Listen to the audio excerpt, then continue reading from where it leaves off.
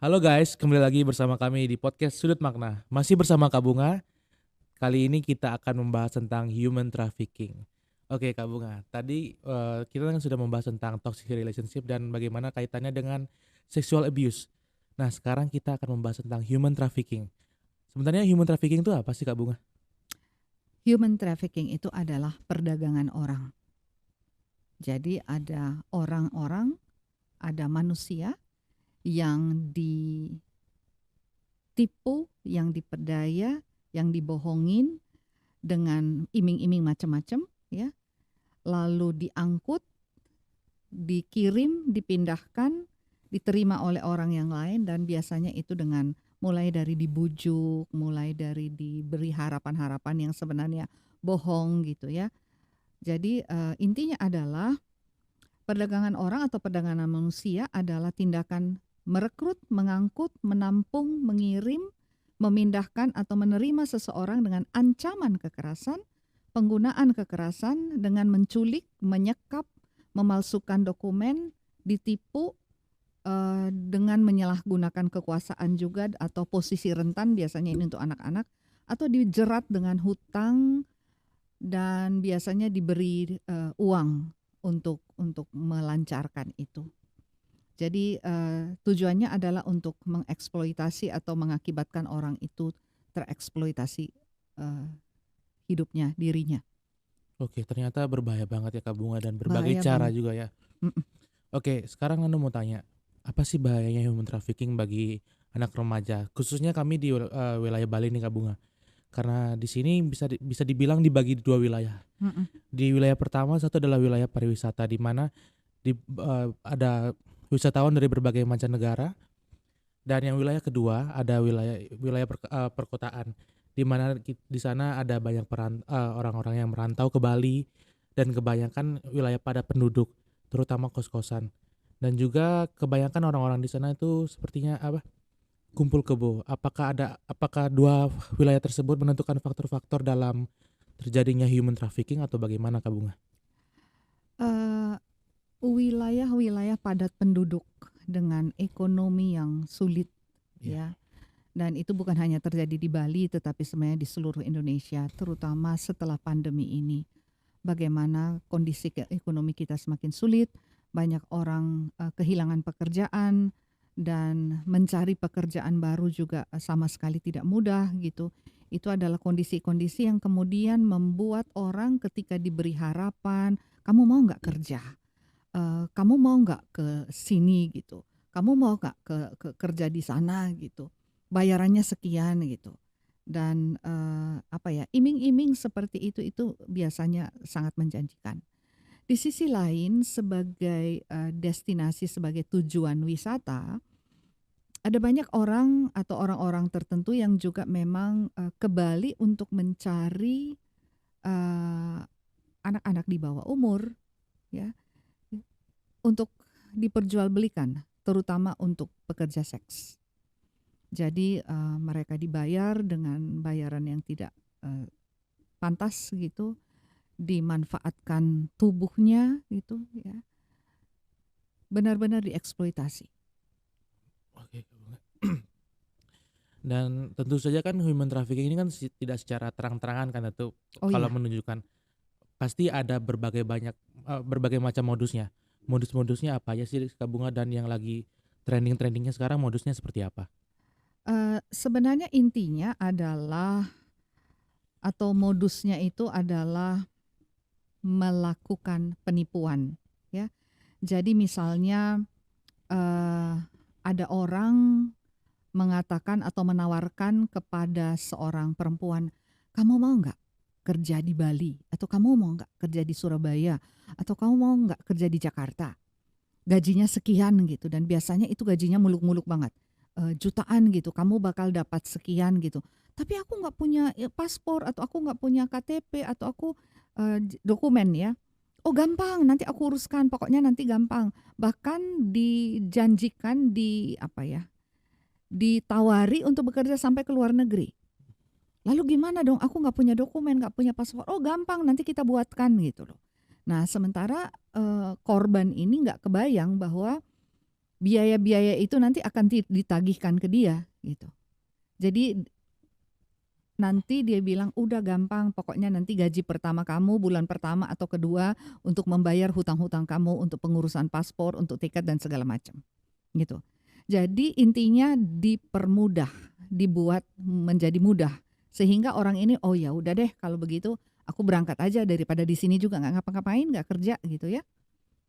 Itu yang membuat banyak orang kemudian menjadi Tergiur. dibohongi, tergiur. Jadi bisa juga dibilang kamu mau nggak disekolahin, padahal sampai di sana nggak disekolahin. Atau ada orang nih yang cari anak, mau ngadopsi anak, ada tuh yang seperti itu. Atau pengantin pesanan misalnya, ya ada yang cari istri ini, yang seperti itu. Itu bisa jadi jebakan-jebakan, itu bisa jadi modus-modus yang dipakai untuk penipuan. Oke, jadi sebenarnya modus itu mulus-mulus banget seperti Kak Bunga ya. Mulus banget dan nikmat banget. Sampai orang-orang sampai kejebak gitu. Mm. Oke, sebenarnya di mana aja sih bisa terjadi human trafficking Kak Bunga? Sebenarnya di mana aja, terutama di kantong-kantong yang miskin ya, di daerah-daerah yang dari segi ekonomi itu pendapatannya rendah sekali. Gitu. Oke, berarti pelaku ini lebih mencari orang yang membutuhkan uang Kak Bunga ya? Oh iya. Itu saja ya. Iya.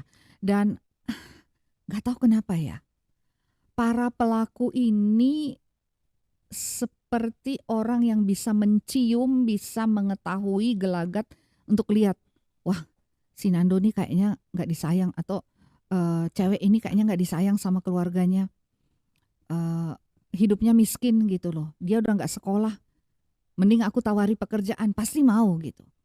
Atau dia melihat anak yang nggak diperhatikan di rumah, nggak diperhatikan oleh orang tua, itu bisa menjadi sasaran yang kemudian bisa dijual ke orang lain. Oke. Setelah itu apakah siapa aja sih yang bisa jadi pelaku human trafficking? Apakah siapa saja? Atau mungkin dia awalnya lihat dari seperti Kak Bunga pernah dengar kasus nggak? Dia awalnya lihat dari internet kalau ada dibutuhkan seorang remaja yang masih belia mungkin. Dia melihat di internet kalau organ tubuh itu dijual sangat mahal. Terus dia membunuh kalau nggak salah adiknya apa temannya gitu Kak Bunga. Itu bagaimana sih Kak Bunga? Siapa Iya, itu? karena itu juga salah satu modus tuh Nando. Jadi perdagangan organ. Jadi misalnya padahal ya misalnya ya, aku mau nih jual ginjal, atau aku mau nih ambil ginjalnya orang. Kan aku harus bunuh dulu orang itu kan, Iya, untuk ambil betul. ginjalnya atau ambil livernya atau ambil jantungnya. Tapi kamu tahu nggak, organ-organ itu kan nggak bisa kita cuma ambil begitu aja. Itu harus dilakukan oleh tenaga ahli, dalam hal ini dokter, dan bukan dokter sembarangan, juga dokter ahli. Organ-organ itu harus disimpan dengan kualifikasi, dengan persyaratan tertentu, harus didinginkan, harus dalam kondisi, soalnya itu kan harus dijamin Harus organ fresh ya. itu fresh, organ itu tetap hidup untuk dicangkokkan ke orang yang akan atau pihak yang akan membeli itu. Dan itu kan hanya bisa dari rumah sakit ke rumah sakit gitu. Jadi dengan kata lain sebenarnya kalaupun sampai itu terjadi di sini, itu sudah kerjaan mafia, karena kan ini ilegal, ini melanggar undang-undang, dan nggak boleh organ tubuh orang itu diperdagangkan. Iya betul banget Kak Bunga. Nando mau tanya Kak Bunga, apakah tahun ke tahun kasus human trafficking ini semakin meningkat atau sempat menurun? Karena menurut Nando di tahun 2020 itu kan sedikit ada aktivitas. Apakah di tahun itu terjadi penurunan dan setelah itu terjadi peningkatan? Apa tetap terus meningkat? Bagaimana? Aktivitas semua manusia berkurang, kegiatan kita semua berkurang selama pandemi. Tetapi kondisi kemiskinan, kondisi ekonomi menjadi lebih buruk. Dan itu mengkondisikan orang untuk bersedia atau untuk mau mengerjakan apa saja yang penting bisa mendatangkan uang. Iya betul. Entah kerja yang seolah-olah formal, walaupun sampai di sana kita nggak tahu. Jadi misalnya dari sini dijanjikan, oh ya nanti kamu kerja di restoran, Padahal ternyata sampai di negara tujuan atau sampai di Jakarta atau sampai di Manado atau sampai di tempat tujuan, di kota tujuan, ternyata dia dimasukin ke bar, ke kafe, ke tempat prostitusi gitu loh. Dan itu banyak sekali terjadi di Indonesia gitu. Aku masih ingat Nando waktu itu ditelepon, Bu Bunga boleh nggak tolong ada anak nih butuh bantuan gitu. Anak itu dari sebuah pulau ya, sebuah tempat, sebuah daerah di Indonesia. Dia itu masih di bawah umur. Dia belum punya KTP. Tapi dibuatin KTP. Kenapa? Supaya bisa naik pesawat. Nah, waktu itu belum ada smartphone nih. Jadi masih HP biasa. Dia diinstruksikan ke airport. Percaya aja lagi anak ini. Cuman bawa baju sedikit di tas gitu ya. Ke airport, terus dia disuruh menunjukkan kode booking dan segala sesuatu yang ada di HP itu. Dan dengan HP itu dia check in, lalu akhirnya berangkat ke Jakarta. Begitu dia hidupin HP-nya di Cengkareng, ada instruksi baru masuk. Kamu naik taksi menuju ke alamat ini. Nanti taksinya sampai di sana akan dibayar.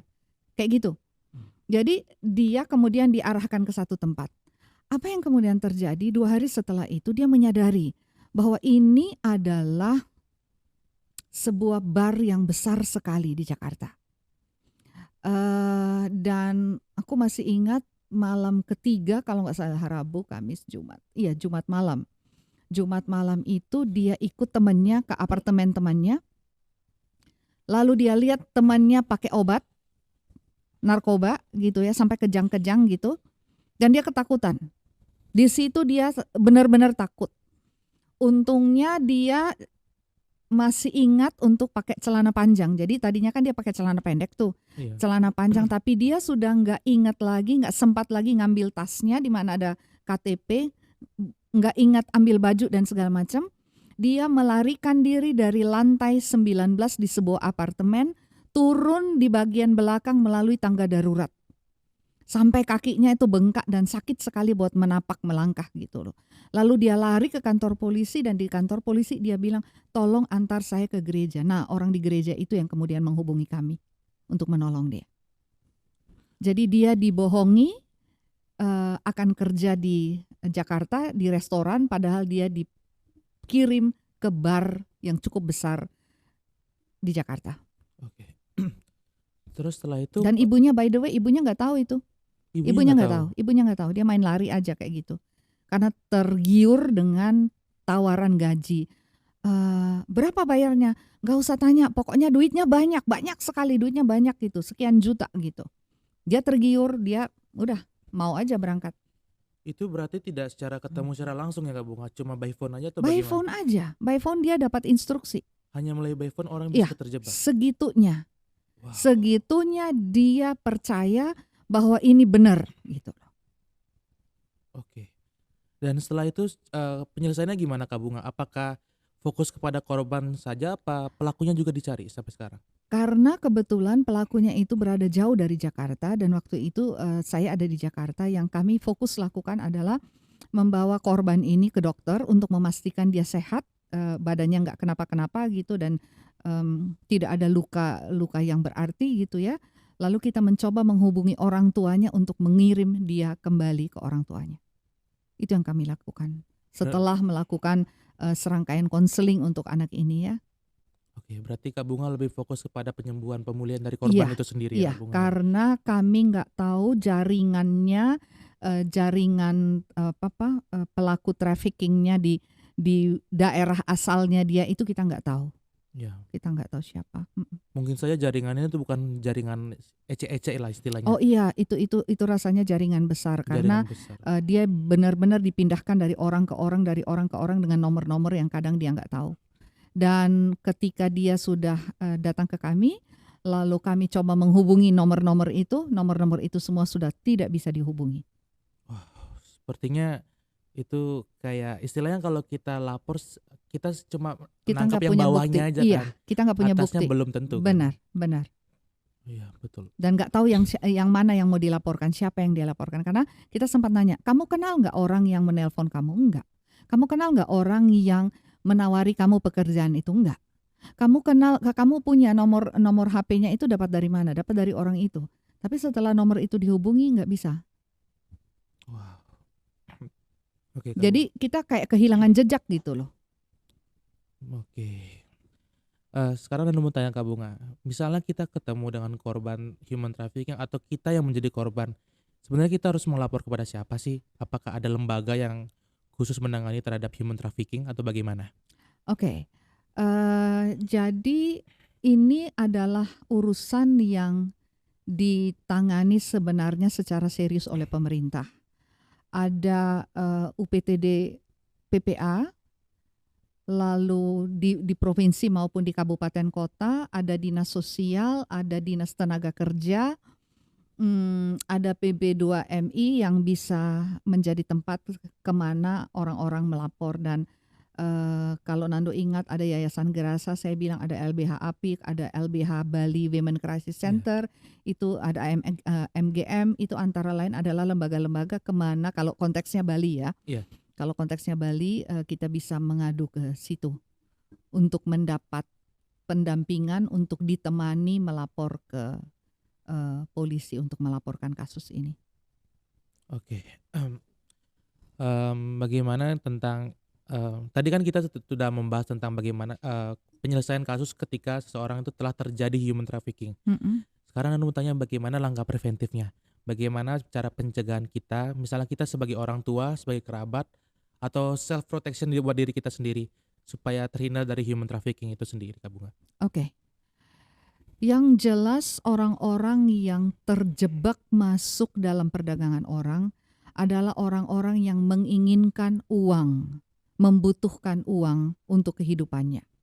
Jadi entah itu melalui ingin bekerja, melalui pekerjaan apa saja, melalui kerja di kapal, melalui kerja di pabrik, melalui kerja di kelapa sawit, perkebunan, ya, itu macam-macam semua itu. Entah melalui, jadi direkrutnya bisa macam-macam. Dan kita tahu bahwa termasuk misalnya ini bisa juga menjadi korban trafficking. Anak-anak perempuan yang mungkin orang tuanya dari segi ekonomi tidak terlalu mampu, tetapi anaknya punya lifestyle, punya gaya hidup yang yang mewah, maunya handphonenya pakai iPhone gitu, pakai Apple gitu ya. Itu adalah sasaran empuk untuk dijual. Jadi kamu mau duit nggak? Gitu loh. Aku kenalin gitu. Kamu mau duit nggak? Nah biasanya ya udah, yang penting dapat duit. Nggak peduli bahwa dia menjual tubuhnya, menjual dirinya. Dan menjual diri bukan hanya soal kesucian diri gitu, tetapi hati-hati juga dengan penyakit. Kita belum ngomong penyakit tuh. Itu resiko yang lain itu dari ketika menjual diri dalam arti untuk menjadi pekerja seks komersial. Tentu saja penyakitnya Banyak banget sampai HIV. Tapi nggak usah mikir HIV, AIDS, penyakit-penyakit yang seperti gonore, sifilis, semua itu, kondiloma, itu aja sudah cukup serem gitu loh. Iya, bukan cukup ya sih, sangat serem sebenarnya sih Kak Bunga. Jangan salah Nando, Kak Bunga pernah nih setelah pelatihan terus datang lagi ke kota itu. Iya. Lalu datang dong anak yang tadinya ikut pelatihan. Kak, aku minta maaf, kenapa? Aduh nggak lagi deh Kak, nggak lagi. Ada apa? Saya bilang. Iya, ternyata dia pacaran dengan anak perempuan yang dia tidak tahu bahwa anak perempuan itu sudah sempat ML dengan cowok lain. Dan dia, tapi itu sebelum ikut pelatihan, dia melakukan hubungan dengan perempuan itu. Apa yang terjadi? Dia tertular infeksi menular seksual. Jadi misalnya nih, Nando ketemu seorang cewek, cakep banget nih cewek, gitu kan? Dan akhirnya berhubungan dan sampai hubungan cukup jauh. Nando tidak akan pernah tahu dan seorang anak perempuan tidak akan pernah ngomong bahwa aku udah pernah berhubungan dengan siapa-siapa aja. Iya, betul. Dan Nando bisa kena. Nando berada dalam risiko besar. Gitu. Jadi hati-hati karena ya itu tadi ya, tidak sedikit anak-anak perempuan yang menginginkan hidup yang penuh dengan style, penuh dengan kemewahan gitu, tetapi dengan mempertaruhkan atau dengan menjual diri sendiri. Iya. Dan Apapun pernah itu. dan pernah ada anak yang dijual oleh temannya seperti itu. Wow. Teman menjual teman. Teman menjual teman. Ya. Eh, pertanyaan terakhir Kak Bunga. Mm-mm. Apa sih pesan Kak Bunga untuk teman-teman supaya terhindar dari human trafficking, baik maupun dan pesan untuk diri sendiri juga, bagaimana kita sebagai laki-laki maupun perempuan menjaga diri kita dari human trafficking supaya kita tidak tergiur dengan adanya modus-modus tersebut. Sebelum Kak Bunga jawab, kamu bilang kita juga sebagai laki-laki. Ini penting banget. Seringkali orang berpikir terutama untuk tujuan prostitusi atau tujuan eksploitasi seksual, selalu orang berpikir korbannya bakal perempuan. Iya. Kak Bunga mau bilang korbannya juga bisa laki-laki. Bali dan Lombok itu adalah tempat di mana ada banyak pedofil-pedofil juga. Yang bukan hanya menyukai perempuan, anak perempuan, tetapi juga anak laki-laki. Ya. Jadi laki-laki maupun perempuan sebenarnya harus dijaga dengan baik oleh orang tua sejak dini, harus diberi pendidikan seks, pengetahuan tentang seksualitas, bagaimana menjaga diri sejak dini. Dan yang kedua, remaja atau anak-anak atau siapapun harus menyadari bahwa dirinya itu sangat berharga, tubuhnya itu sangat berharga. Iya, betul. Dan sebenarnya duit itu bukan segala-galanya. Oke, kita butuh duit untuk hidup. Iya. Tetapi kita harus betul-betul hati-hati dengan sebuah penawaran. Jadi gini, salah satu modus yang agak mengerikan belakangan ini adalah tawaran kerja di luar negeri.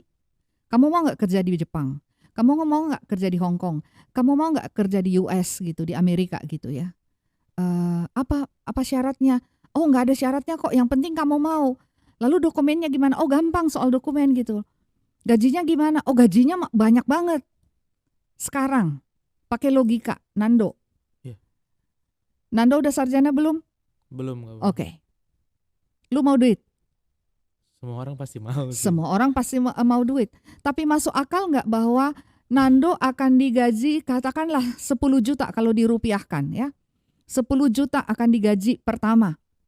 Padahal Nando belum sarjana, Nando belum ada keterampilan apa-apa, belum ada pengalaman kerja. Kira-kira masuk akal nggak? Tentu saja tidak masuk akal Kak Bunga. Nah, jadi kadang orang segitu kepinginnya punya duit, lalu kemudian nggak mikir panjang lagi dan tidak menerima sesuatu yang tidak masuk akal. Bayangkan ada orang yang sebenarnya di Jakarta dia udah manajer, sudah supervisor, ya, gajinya sebenarnya sudah agak baik, tetapi kejebak masuk oleh modus-modus seperti ini dan sampai di Amerika misalnya hanya jadi pelayan, gitu. Hanya karena yaitu pingin duit yang lebih banyak. Jadi memang harus hati-hati, kita harus bijaksana. Siapa sih yang nggak suka duit ya? Tetapi jangan sampai keinginan kita yang menggebu-gebu banget untuk bisa punya duit banyak itu menghilangkan akal sehat kita, menghilangkan kemampuan kita untuk berpikir bahwa masuk akal nggak ya? Masuk akal nggak ya? Masa sih kayak gitu bisa? Masa sih bayaran segitu tanpa pengalaman? Masa sih dokumen harus bisa diatur dan segala macam gitu? Karena memang kita harus menyadari bahwa berurusan dengan trafficker, berurusan dengan pelaku-pelaku trafficking itu berurusan dengan mafia. Jadi ada banyak orang yang terlibat mengurusi itu. Dan saking banyaknya kadang itu yang menyebabkan sulit tertelusuri. Oke. Rumit ya? Sangat-sangat rumit sebenarnya. Kalau sebenarnya kita susah untuk menyelesaikan kasus itu. Untuk menangkap semua pelaku itu. Karena pasti akan bertumbuh terus. Karena mereka juga dapat duit. Ya. Mereka dapat duit. Pelaku-pelaku itu dapat duit. Jadi misalnya nih caranya. Misalnya ada orang katakanlah di Malaysia ya. Butuh tenaga kerja. Dia akan kasih 50 juta. Untuk orang-orang terkait di Jakarta misalnya yang nyiapin dokumen dia harus bayar berapa. Untuk kepala desa atau untuk RT RW misalnya dia harus ngasih berapa. Berapa? Untuk orangnya itu sendiri yang cari ke kampung-kampung, ke desa-desa, dia harus ngasih duit berapa. Jadi biasanya duit awal yang diberikan kepada keluarga kita gitu itu paling berapa juta gitu loh. Belum tentu 5 juta. Wow, Jadi bayangkan dari 50 juta sampai di bawah tinggal berapa pasti gitu. kecil ya tabungannya. Kecil banget. Karena begitu banyak yang harus dibayar gitu. Oke, Ini terima permainan. ya sangat rumit sekali sebenarnya. Oke, terima kasih banyak Kak Bunga, sangat menjadi pembelajaran untuk kami di kalangan remaja untuk berhati-hati dalam untuk mencari pekerjaan. Kita harus perhatikan lebih dulu. Kita harus cek dulu apakah ini masuk akal atau tidak. Betul. Oke. Seberapapun bayaran yang bakal kamu terima, pikirkan bahwa ada kemungkinan nyawamu juga taruhannya. Jangan salah Nando, ada banyak sekali pekerja-pekerja migran Indonesia yang dari luar itu pulang tinggal jasadnya aja, nggak pakai nyawa lagi. Itu banyak banget, ratusan, banyak banget. Baik. Ya? Ya, untuk teman-teman ingat ya harus tetap berhati-hati dalam segala modus karena modusnya ini mulus sekali sebenarnya. Jadi harus hati-hati dan dipikirkan lebih panjang. Walaupun ada penawaran dengan duit yang sebanyak itu, kita harus pikirkan juga. Duit bukan segala-galanya. Duit bukan segalanya. Baik, terima kasih Kak Bunga. Sama-sama Nando. Mari kita tutup. Terima kasih teman-teman.